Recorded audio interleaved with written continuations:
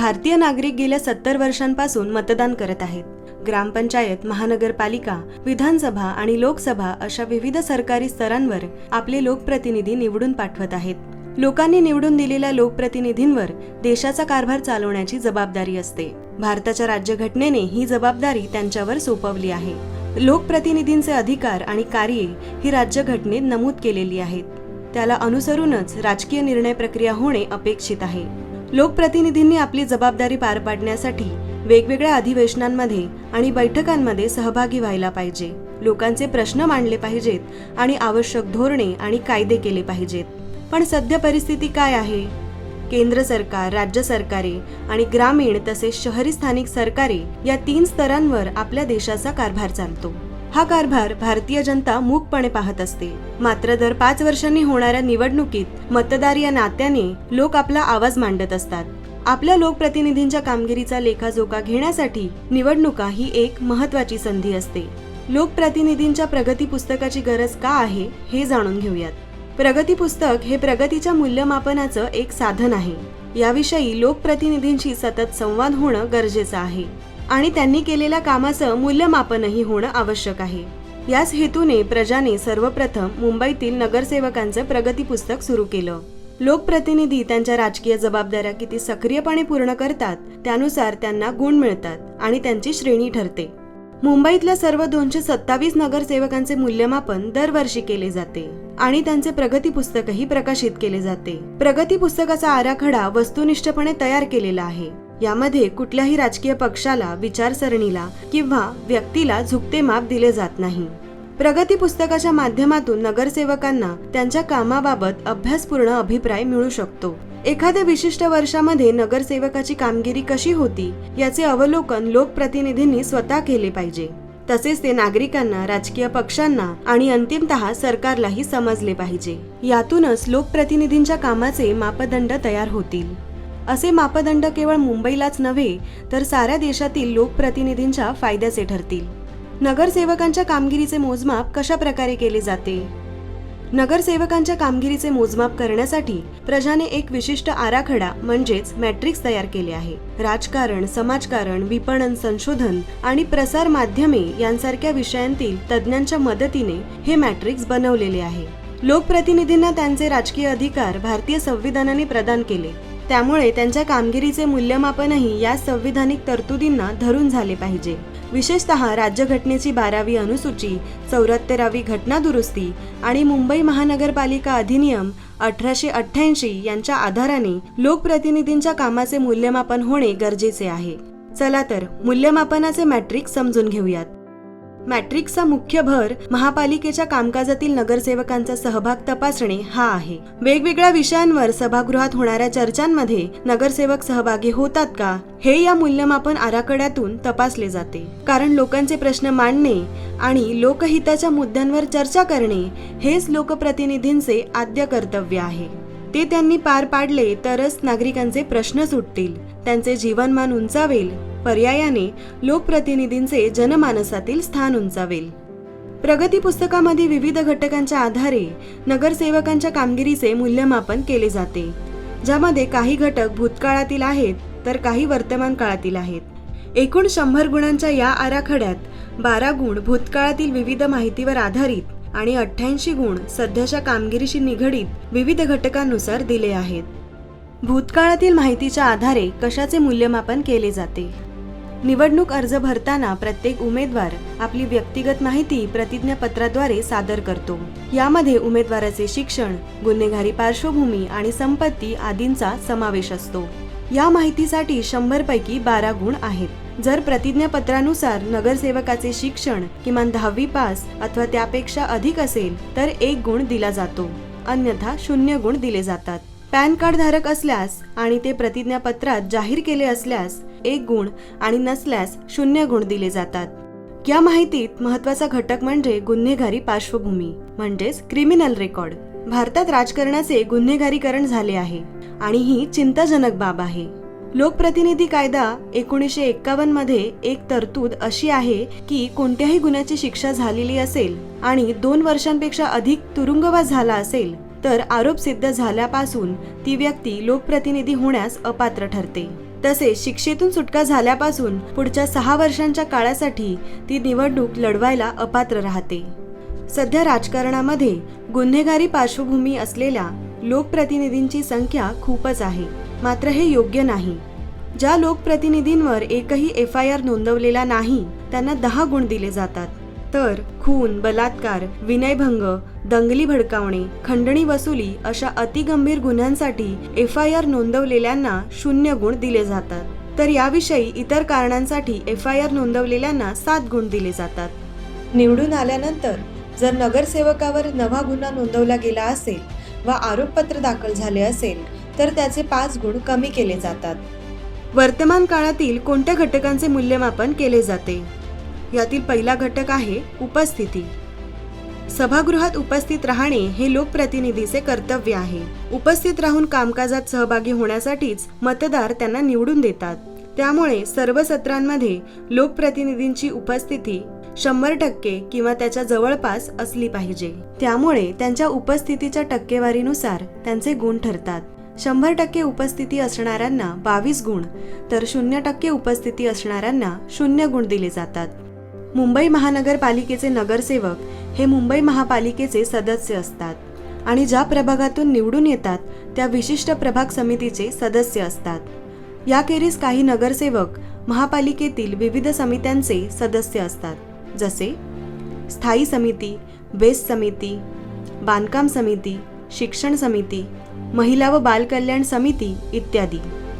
समित्यांच्या सभासदत्वानुसार नगरसेवकांचे 2 प्रकार केले आहेत.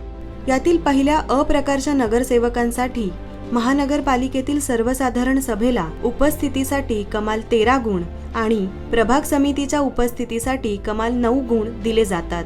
तर दुसऱ्या ब प्रकारच्या नगरसेवकांसाठी सर्वसाधारण सभेला उपस्थितीसाठी कमाल 10 गुण, प्रभाग समितीच्या उपस्थितीसाठी कमाल 6 गुण आणि समितीच्या बैठकांतील उपस्थितीसाठी 6 गुण दिले जातात. दोन्हीही प्रकारातील नगरसेवकांना उपस्थितीसाठी एकूण 22 गुण दिले जातात.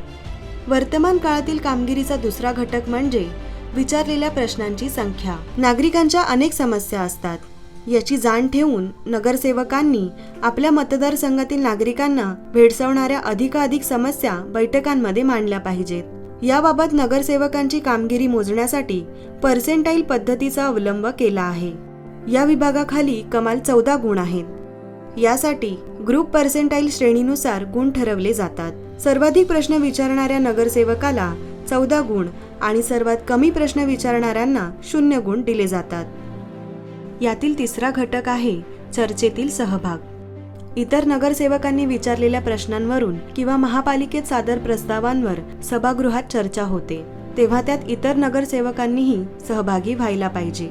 चर्चेमध्ये सर्वाधिक वेळा सहभागी होणाऱ्या नगरसेवकाला कमाल 7 गुण दिले जातात आणि सर्वात कमी वेळा सहभागी होणाऱ्याला 0 गुण दिले जातात. चौथा घटक आहे प्रश्नाच्या विषयानुसार त्याची प्रतवारी. मुंबई महानगरपालिका अधिनियम 1888 या कायद्यामध्ये महानगरपालिकेची कर्तव्ये नमूद केली असून त्यांचे 2 प्रकार आहेत. बंधनकारक कर्तव्ये कलम 61 व 62 आणि विवेकालीन कर्तव्ये कलम 63. बंधनकारक कामांमध्ये रस्ते, पाणी पुरवठा, मलनिस्सारण, बांधकामे, आपत्ती व्यवस्थापन, महापालिका मालमत्ता, प्राथमिक शिक्षण, आरोग्य व रस्त्यांचे नामकरण आदींचा समावेश होतो. विवेकाधीन कामांमध्ये झोपडपट्टी विकास, खुल्या जागा, बगीचे, वाहतूक, ऊर्जा, वीज, जलाशय, धरणे सिंचन, सार्वजनिक सभागृहे, मंदिरे आदींचा समावेश होतो. वरील वर्गवारीनुसार या नागरी सुविधांना धरून विचारलेले प्रश्न वरच्या प्रतवारीत येतात. बंधनकारक नागरी सुविधांच्या प्रश्नांसाठी कमाल 12 गुण दिले आहेत. इतर बंधनकारक कर्तव्यांसाठी 9 गुण तर विवेकाधीन कर्तव्यांसाठी 4 गुण तसेच राज्य व केंद्र सरकार यांबाबत विचारलेल्या प्रश्नास 1 गुण असे या गुणांचे विभाजन आहे. म्हणजेच विचारलेल्या प्रश्नांसाठी त्यांच्या प्रतवारीनुसार कमाल 26 गुण दिले आहेत. वर्तमान काळातील कामगिरीचा 5वा घटक आहे विचारलेले प्रश्न आणि नागरिकांच्या तक्रारींची तुलना. मुंबई महानगरपालिकेमध्ये केंद्रीय तक्रार नोंदणी यंत्रणा म्हणजे CCRS उपलब्ध आहे. तक्रार नोंदवू इच्छिणाऱ्या नागरिकांच्या सोयीसाठी आणि या तक्रारींचे ट्रॅकिंग व निवारण व्हावे यासाठी ही यंत्रणा उपयुक्त आहे. 1916 या क्रमांकावर तक्रार नोंदवल्यावर तक्रारदार व्यक्तीला तक्रार क्रमांक मिळतो. तसेच MyBMC या ॲपचा वापर करून कधीही तक्रार नोंदवता येते. मुंबई महानगरपालिकेच्या वेबसाईटवरील पोर्टलवरही तक्रार नोंदवता येते किंवा प्रभागामध्ये तक्रार अधिकाऱ्यांकडे लेखी तक्रार देता येते. कुठेही तक्रार नोंदवली तरी त्याचे संकलन डिजिटल रूपात एकाच ठिकाणी होते. तक्रारींच्या स्वरूपानुसार व संबंधित विभागानुसार त्याची वर्गवारी होते. या ऑनलाईन रूपात उपलब्ध असलेल्या तक्रारी नगरसेवकांनी पाहिल्या पाहिजेत. याविषयी प्रश्न विचारून त्यांची सोडवणूक केली पाहिजे. म्हणूनच लोकांच्या तक्रारींचे विषय आणि नगरसेवकांनी विविध समिती बैठकांमध्ये विचारलेल्या प्रश्नांचे विषय याची तुलना करणे आवश्यक आहे. मुंबई महानगरपालिकेचे पुढील विभाग आहेत: बांधकाम, कॉलनी ऑफिसर, नाली व्यवस्था, मालमत्ता, बगीचे, परवाना, पेस्ट कंट्रोल, प्रदूषण, रस्ते, दुकाने व आस्थापना, घनकचरा व्यवस्थापन, पर्जन्य वाहिन्या, शौचालय आणि पाणी पुरवठा. यातील बरेच मुद्दे नगरसेवकांना प्रभाग समिती बैठकीतही मांडता येतात. या घटकासाठी कमाल 14 गुण दिले आहेत.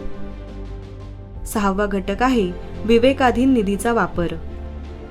प्रत्येक आर्थिक वर्षात नगरसेवकांना निधी दिला जातो. तो त्यांनी त्यांच्या मताने मतदारसंघाच्या विकासासाठी वापरायचा असतो.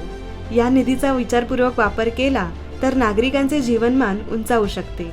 विशिष्ट आर्थिक वर्षात निधीचा वापर किती केला याच्या टक्केवारीनुसार या घटकाचे गुण ठरवले जातात.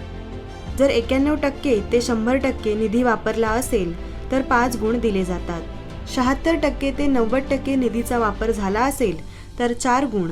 61 ते 75% निधीचा वापर झाला असेल तर 3 गुण.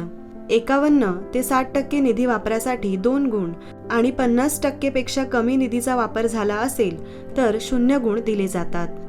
प्रगती पुस्तकासाठी लागणारी माहिती व डेटा प्रजाला कुठून मिळतो? नगरसेवकांच्या कामगिरीला धरून कोणकोणत्या घटकांचे मूल्यमापन करायचे आहे हे निश्चित करण्याबरोबरच त्या घटकांविषयीची नेमकी माहिती आणि डेटा कोणत्या स्रोतातून मिळेल याचा विचार होतो. लोकप्रतिनिधींविषयीची बरीच माहिती अधिकार अधिनियम 2005 अंतर्गत मिळते. प्रगती पुस्तकासाठीचा डेटा पुढील सरकारी स्रोतातून मिळवलेला आहे. अ. निवडणूक विभाग, मुंबई महानगरपालिका. ब. माहिती अधिकार कायद्याखाली महापालिका सचिवांकडून प्राप्त डेटा. क. माहिती अधिकार कायद्याखाली महापालिका ताळेबंद विभागाचा प्राप्त डेटा. ड. माहिती अधिकार कायद्याखाली मुंबई पोलिसांकडून आणि महाराष्ट्राच्या जिल्हा न्यायालयाच्या code.maha.nic.in या वेबसाईटवरून प्राप्त डेटा. प्रगती पुस्तकात नगरसेवकांच्या 100 गुणांचे विभाजन पुढील प्रमाणे: शैक्षणिक पात्रता 1 गुण, पॅन कार्ड धारक 1 गुण, गुन्हेगारी पार्श्वभूमी 10 गुण, उपस्थिती 22 गुण, विचारलेल्या प्रश्नांची संख्या 14 गुण, चर्चेतील सहभाग 7 गुण, प्रश्नांची गुणवत्ता 26 गुण, विचारलेले प्रश्न आणि नागरिकांच्या तक्रारींची तुलना 14 गुण, विवेकाधीन निधीचा वापर 5 गुण, असे एकूण 100 गुण. शेवटी नगरसेवकांच्या एकूण गुणानुसार त्यांची श्रेणी ठरते. याखेरीज नगरसेवकांना मिळालेल्या गुणांच्या टक्केवारीनुसार श्रेणीचीही प्रतवारी ठरवली जाते. 80 ते 100% गुण मिळवणारे श्रेणी अ मध्ये येतात, तर 70% ते 79.9% गुण मिळवणारे श्रेणी ब मध्ये येतात. 60% ते 69.9% गुण मिळवणारे श्रेणी क मध्ये येतात, तर 50% ते 59.9% गुण मिळवणारे श्रेणी ड मध्ये येतात. 35% ते 49.9% गुण मिळवणारे श्रेणी ई मध्ये येतात. तसेच 35% आणि त्याहून कमी गुण मिळवणारे श्रेणी फ मध्ये येतात. सर्वप्रथम 3 क्रमांकाच्या नगरसेवकांना त्यांच्या सर्वोत्कृष्ट कामगिरीबद्दल अनुक्रमे गोल्ड, सिल्वर आणि ब्रॉन्झ मशाल प्रदान केली जाते. आपल्या लोकाभिमुख कामातून ते लोकशाहीची मशाल तेवती ठेवतात. यासाठी ते गौरवास पात्र ठरतात. समारोप करताना नगरसेवक हे लोकांचे प्रतिनिधी आहेत. महापालिकेच्या कारभारात त्यांनी लोकांचे हित जपले पाहिजे. शहरातील कारभार चोख चालण्यामध्ये त्यांची भूमिका महत्त्वाची आहे. मुंबईतील नगरसेवकांनी आपल्या कर्तव्यांबाबत सजग असावे, जबाबदाऱ्यांचे पालन करावे, हीच आमची अपेक्षा आहे. प्रगती पुस्तकाच्या माध्यमातून नगरसेवकांना त्यांची बलस्थाने समजतील आणि कमजोर बाजूही लक्षात येतील, ज्यामुळे आगामी काळात त्यांना आपली कामगिरी अधिक सुधारण्यासाठी, अधिक लोकाभिमुख करण्यासाठी मदत होईल.